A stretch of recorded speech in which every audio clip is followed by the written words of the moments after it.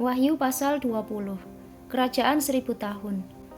Lalu aku melihat seorang malaikat turun dari sorga memegang anak kunci jurang maut dan suatu rantai besar di tangannya. Ia menangkap naga si ular tua itu, yaitu iblis dan Satan, dan ia mengikatnya 1000 tahun lamanya, lalu melemparkannya ke dalam jurang maut dan menutup jurang maut itu dan memeteraikannya di atasnya, supaya ia jangan lagi menyesatkan bangsa-bangsa sebelum berakhir masa 1000 tahun itu.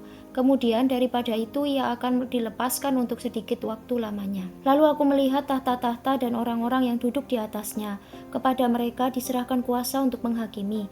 Aku juga melihat jiwa-jiwa mereka yang telah dipenggal kepalanya karena kesaksian tentang Yesus dan karena firman Allah, yang tidak menyembah binatang itu dan patungnya, dan yang tidak juga menerima tandanya pada dahi dan tangan mereka, dan mereka hidup kembali dan memerintah sebagai raja bersama-sama dengan Kristus untuk masa 1000 tahun. Tetapi orang-orang mati yang lain tidak bangkit sebelum berakhir masa yang 1000 tahun itu.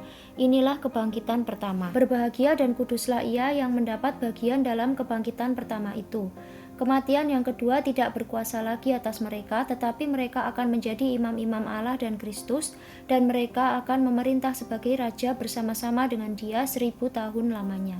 Iblis dihukum, dan setelah masa 1000 tahun itu berakhir, iblis akan dilepaskan dari penjaranya, dan ia akan pergi menyesatkan bangsa-bangsa pada keempat penjuru bumi, yaitu Gog dan Magog, dan mengumpulkan mereka untuk berperang, dan jumlah mereka sama dengan banyaknya pasir di laut. Maka naiklah mereka ke seluruh dataran bumi, lalu mengepung perkemahan tentara orang-orang kudus dan kota yang dikasihi itu.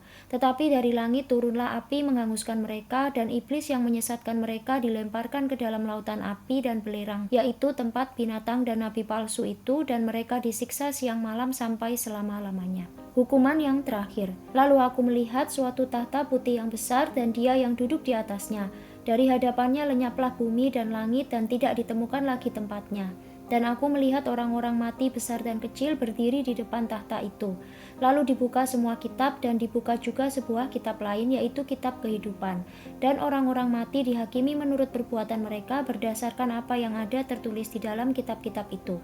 Maka laut menyerahkan orang-orang mati yang ada di dalamnya, dan maut dan kerajaan maut menyerahkan orang-orang mati yang ada di dalamnya, dan mereka dihakimi masing-masing menurut perbuatannya. Lalu maut dan kerajaan maut itu dilemparkanlah ke dalam lautan api. Itulah kematian yang kedua, lautan api. Dan setiap orang yang tidak ditemukan namanya tertulis di dalam kitab kehidupan itu, ia dilemparkan ke dalam lautan api itu.